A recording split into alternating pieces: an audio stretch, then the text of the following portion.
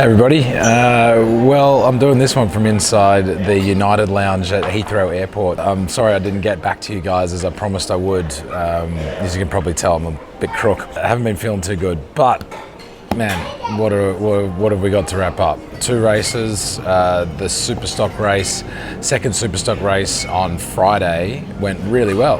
I was feeling really good. 31st place on that one, which is my best ever TT result. We started because we were going faster. The bike started the setup issues started to come through a little bit, so I could basically get to 120, 121 very consistently, and be 121 mile an hour average lap, and be pretty happy with that. But when I tried to push faster, the chassis started to tie itself, and not particularly in the shock. So for the senior TT, the big one, the oldest motorcycle race in the world, been going since 1907, pulled the shock out in the morning, went through it all. It was a Bachubo shock, so this bike had Bachubo suspension front and rear, the Kibosh Racing BMW S1000 RR to give it its full name. We realised that we were a fair bit low on ride height than what we needed to be, so we jacked the ride height up a bit, changed preload. I think we took a turnout of preload and gave it a couple of clicks of high and low speed compression, rebound, didn't touch compression. It was amazing. As soon as I went out in the warm-up lap, I was like, oh wow, that's a difference. Because the biggest problem was not so much the initial drive on acceleration, it was more when you were really going quick, you sort of 3rd, 4th, 5th gear acceleration, but you were on the side of the tyre and you picked it up. So a big corner, the TT is the corner called the veranda. It's 4 right-handers, and you get out of that top of 4th, 5th gear, and you're hard on the throttle. You're just trying to get everything out of the bike. And at that point, that last little pickup point, the thing would pump, and then it would set itself off, and off it went. Basically, it was all spring and it wasn't controlled. So the end result was the bike was kind of almost like tracking, or like trucking, I should say. Like the thing was sinking down and just boating its way around the corner, around the course, rather than being planted on the front end. So yeah, went off and fixed all that. It was great in morning warm-up. Everything was awesome. But I didn't feel that good on the bike. I had to be a little bit honest with myself. I slept terribly the night before. Isle of Man was blooming beautifully, as it does occasionally across the course of the year, and as a result, my hay fever went through the roof. Like, woke up in the morning sneezing like all hell. It looked like when I got to the pits, I looked like I'd been punched in both eyes. So dumped a couple of antihistamines, which did seem to work okay, but I had a few problems with my eyes a little bit. Like, I'd blink a lot and I would get a lot of tears in my eyes because it was really dry, and just little things like that. Look, no excuse, but wasn't really at my best.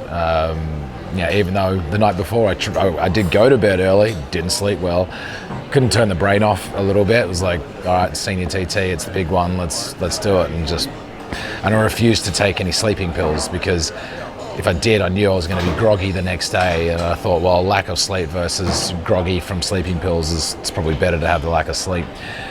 But it is what it is. So during the race, first lap wasn't great. Second lap was really starting to feel it. Managed to hit Bray Hill flat out on the BMW, which is a memory I'll remember forever. It was really starting to come good, and then at the end of the second lap, just before our first pit stops, the gear shift linkage broke. It didn't break, it fell off, I should say. So, the bolt where you got the spline comes out the gearbox, and then your shift linkage or shift arm. So it basically just worked its way off and fell off. We tried to get the thing going again in the pits. Actually had a bit of running commentary in the pits, which was pretty cool, right in front of the grandstand. Everyone was cheering and willing us on, but at the end of the day, it just wasn't going to work. And I got to be honest, I was a little spooked after last Thursday with the gearbox issues on the Honda, and I was certainly not confident in going out on a patched up thing. We couldn't get the spline back on, and basically when it had come off the spline, it had burred the edges of the shaft, so it couldn't, the shift rod wouldn't go back on. And that was it.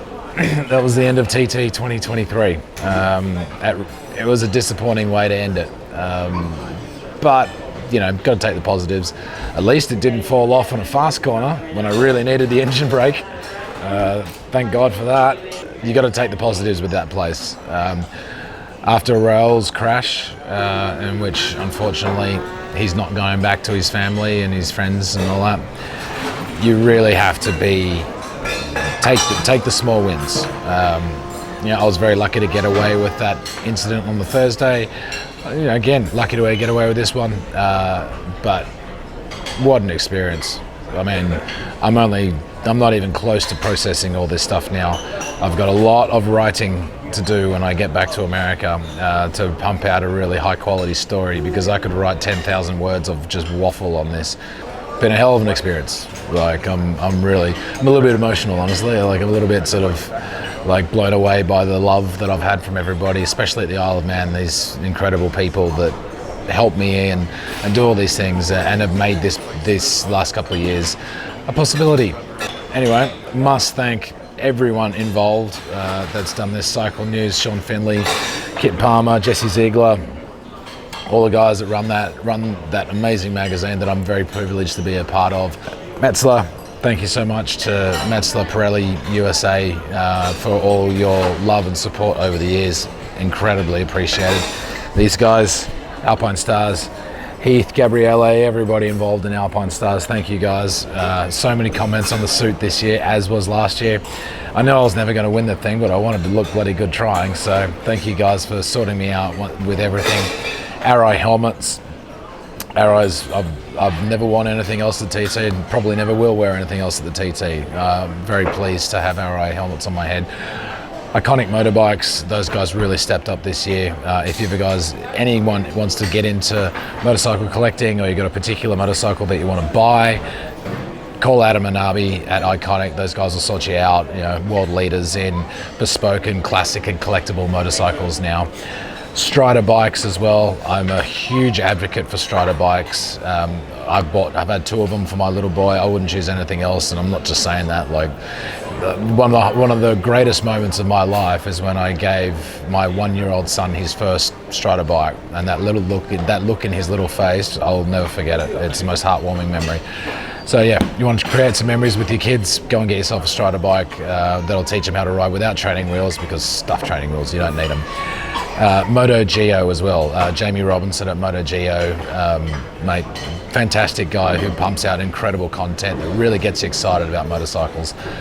So if you want to go check out his YouTube, just type in Moto Geo on YouTube, G-E-O on YouTube. You know, thank you very much to everyone who's watched videos, who's commented, who's sent me a message of support, who's done anything to give me a bit of a boost. I am hugely appreciative of it. So thanks again, guys. And look, stay tuned for the story coming out in Cycle News very soon. And yeah, we'll see you the next time. Cheers. Bye.